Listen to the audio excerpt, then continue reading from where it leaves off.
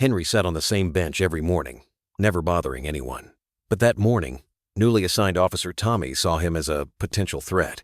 Tommy handcuffed Henry and took him to the station.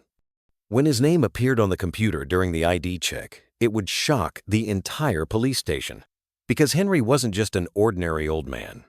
Before we dive into this incredible story of misjudgment and respect, tell me in the comments, from which city are you watching this video today? And if you believe stories like this deserve to be heard, hit that subscribe button to support Honor Stories. We're here to share the human moments that remind us never to judge a book by its cover.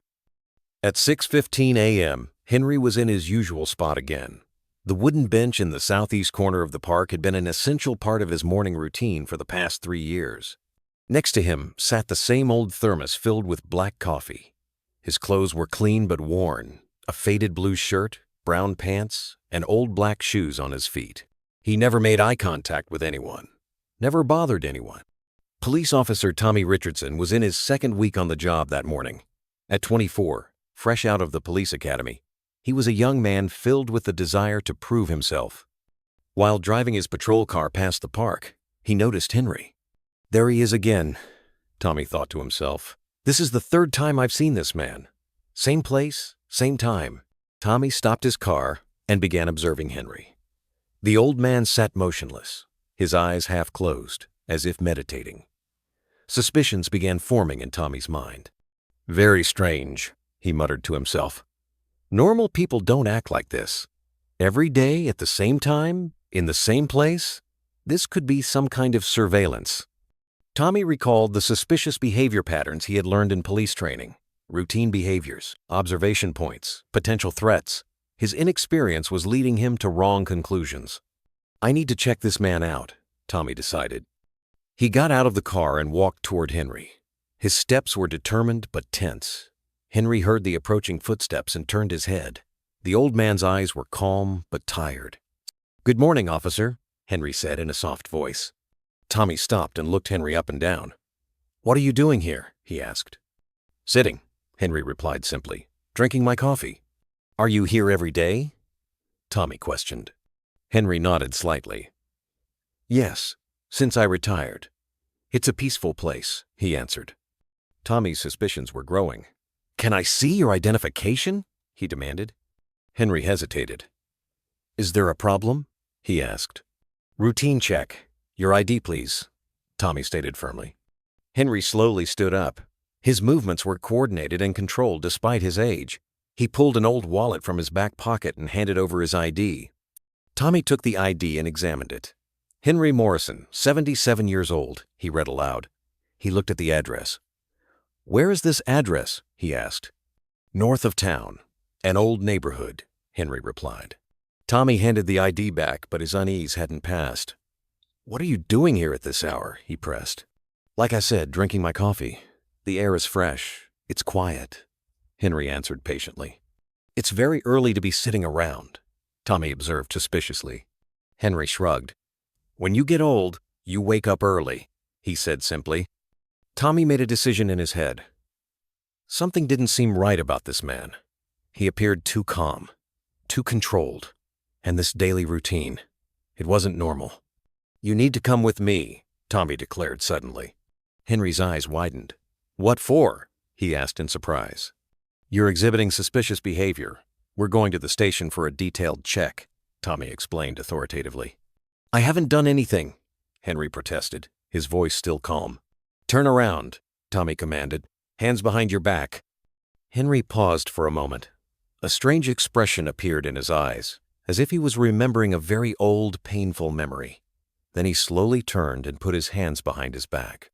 Tommy pulled out his handcuffs and placed them on Henry's wrists. The old man didn't resist at all, didn't protest at all. He just took a deep breath. "Where are we going?" Henry asked quietly. "To the station. We'll do an identity verification there," Tommy responded. Tommy escorted Henry to the back seat of the police car. The old man sat quietly and began looking out the window. There was neither anger nor fear on his face, just deep fatigue. On the way to the station, Tommy kept looking at Henry through the mirror. "There's something strange about this man," he thought to himself. "Too calm, as if he's used to this situation. The station was a small but modern building. When Tommy brought Henry inside, Corporal Janet Williams was sitting at the duty desk. She was an experienced officer with 15 years of service and looked with surprise at the old man her young colleague had brought in. "What's this, Tommy?" Williams asked curiously. "A person showing suspicious behavior. I want to do an ID check," Tommy explained. Williams glanced at Henry. The old man stood calmly, not looking aggressive at all.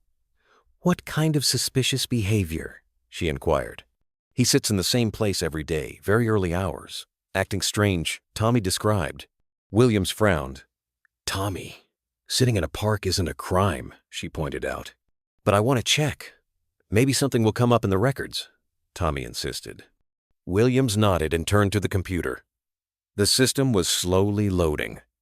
"Tell me his name," she requested. "Henry Morrison, 77 years old." Tommy provided. Williams began typing on the keyboard. As the system started loading information, Henry waited quietly. The handcuffs were still on his hands, and despite appearing uncomfortable, he didn't complain at all. The first data began appearing on the computer screen. Williams's face became serious. She looked closer at the screen, then looked again. Her eyes slowly widened. "This can't be right," Williams murmured to herself. Tommy approached. "What's wrong?" he asked. Williams moved her finger close to the screen, as if to touch it. She couldn't believe what she was reading. "Tommy, this," she stammered. "What is it?" Tommy pressed impatiently. Williams's hand was trembling on the keyboard. She was trying to pull up more data. Each new piece of information appearing on the screen was increasing the tension in the room. "Tommy," Williams said, her voice beginning to shake. "Remove this man's handcuffs immediately." "What? Why?" Tommy asked in confusion. Williams jumped to her feet. "I said remove them now," she ordered urgently. Tommy, confused, turned to Henry and removed the handcuffs. Henry rubbed his wrists but still said nothing. Williams turned the screen toward Tommy. "Look at this," she commanded. When Tommy looked at the screen, his breath was taken away. Henry Morrison's file was open, and what they saw there was unbelievable. Henry James Morrison, retired Navy commander, 32 years, active service. Vietnam veteran, 1,968, 1,971. Iraq War veteran, 1,991, 2003, 2004. Afghanistan veteran, 2001, 2003. Navy Cross recipient, Silver Star recipient. Bronze Star, 2 awards. Purple Heart, 3 awards. Special Operations Command veteran. The list continued for pages. Medals, commendations, classified operation records. Henry Morrison wasn't an ordinary old man. He was one of the most respected warriors in American military history. Tommy's mouth hung open. He couldn't speak. Williams turned to Henry, deep respect evident in her voice. "Commander Morrison, please forgive us, this young officer," she began apologetically. Henry smiled for the first time that day, but it was a tired smile. "No problem. He's doing his job," he said graciously. "No, sir, this is a problem. You shouldn't have been treated this way," Williams insisted. Meanwhile, other officers in the station were beginning to notice the situation. Sergeant Rodriguez, Detective Martinez, Officer Davis, all came to see the computer screen. They were shocked by what they saw. Tommy was still in shock. I didn't know." "Commander, I'm so sorry," he stammered. Henry turned to him. His voice was soft but clear. "You didn't need to know, son, but there's something you need to learn," he said wisely. "What's that, sir?" Tommy asked humbly. "Don't judge people by their appearance. Not every old man is as harmless as you think. But likewise, not every old man is as dangerous as you think either," Henry explained patiently. Deep silence fell over the room. Everyone felt the weight of this sentence. Rodriguez stepped forward. "Commander, it's an honor to meet you. When we read your file," he said respectfully. Henry raised his hand. "Let the past stay in the past. I'm just an old man drinking his coffee now," he replied modestly. Williams asked curiously, "Commander, why don't you ever talk about your service?" Henry looked out the window. Because real service is done in silence. There's no need for show, he answered thoughtfully. Tommy found the courage to speak. Commander Morrison, he began. You did your job, Henry interrupted him gently. You just acted a bit hastily. Next time, observe first, then act. Yes, sir. So do you really just sit there every morning? Tommy asked. Henry smiled slightly. Son, for 32 years I protected the world. Now I just want peace. And that bench, that's my place of peace, he explained. Rodriguez asked. Commander, if you need anything, he offered. Thank you, but I just want to live quietly, Henry replied gratefully. Williams stood up. Commander, let us take you home, she suggested. Henry shook his head. Thank you, but I prefer to walk. Old habit, he declined politely. As he was leaving the station, Henry stopped and turned to Tommy. Son, I'm going to tell you something. If you love this job, do it for the right reasons. To serve people. Not for a show of power, he advised. Tommy nodded. Yes, sir. Thank you. And I'm sorry, he said sincerely. You don't need to apologize. You just need to learn, Henry replied kindly. Henry went outside and began walking slowly. Williams, Tommy, and the other officers watched him from the window. That man is a legend, Rodriguez said in a low voice. And you handcuffed him? Tommy felt guilty. How could I have known? He asked regretfully. That's why experience matters, Williams explained. You'll learn to read people. The next morning, Henry was again in the park, sitting on the same bench. But this time, when Tommy saw him, he stopped. He got out of his car and walked over to Henry. Good morning, Commander Morrison, Tommy greeted respectfully. Henry looked up. Good morning, Officer Richardson. Would you like some coffee? He offered warmly. Tommy hesitated.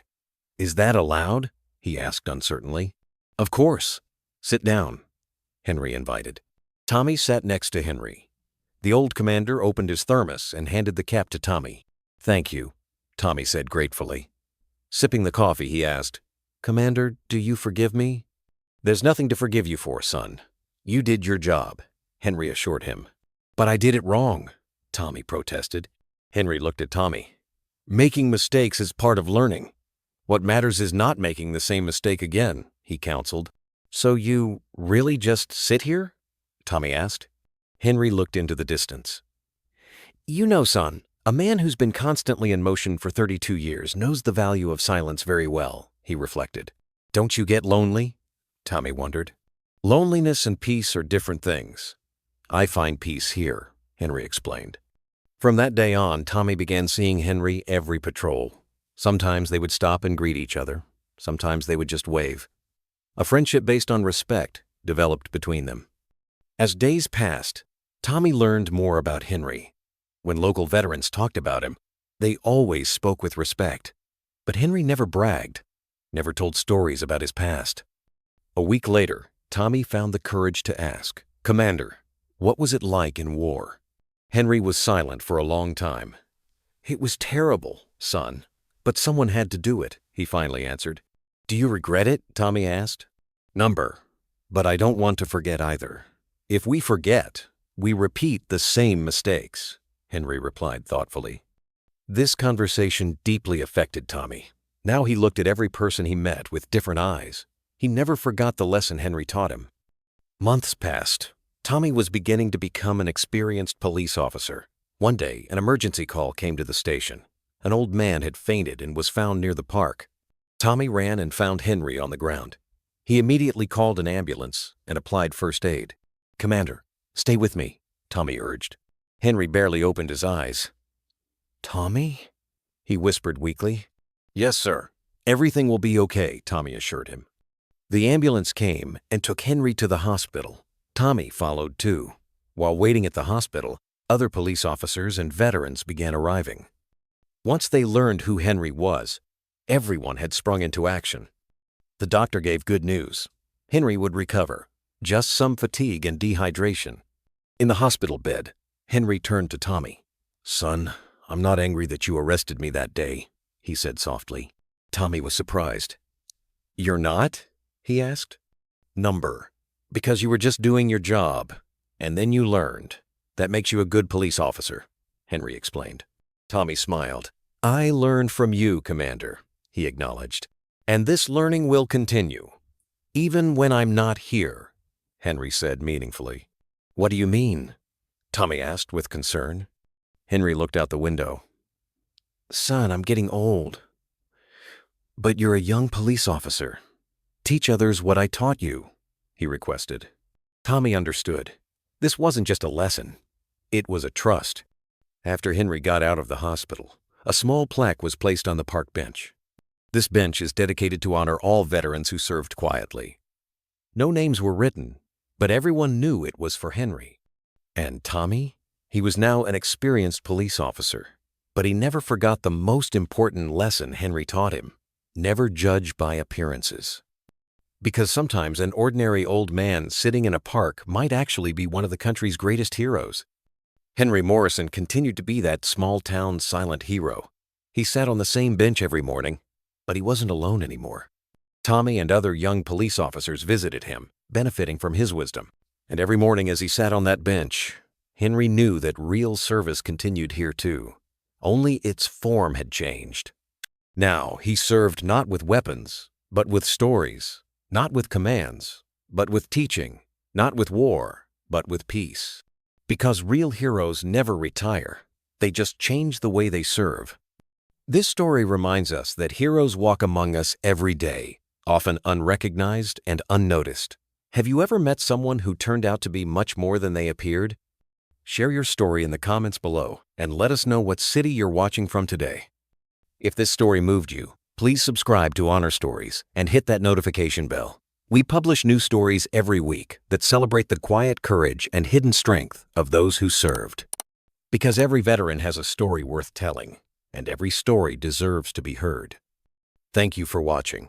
And remember, sometimes the most extraordinary people are hiding in the most ordinary moments.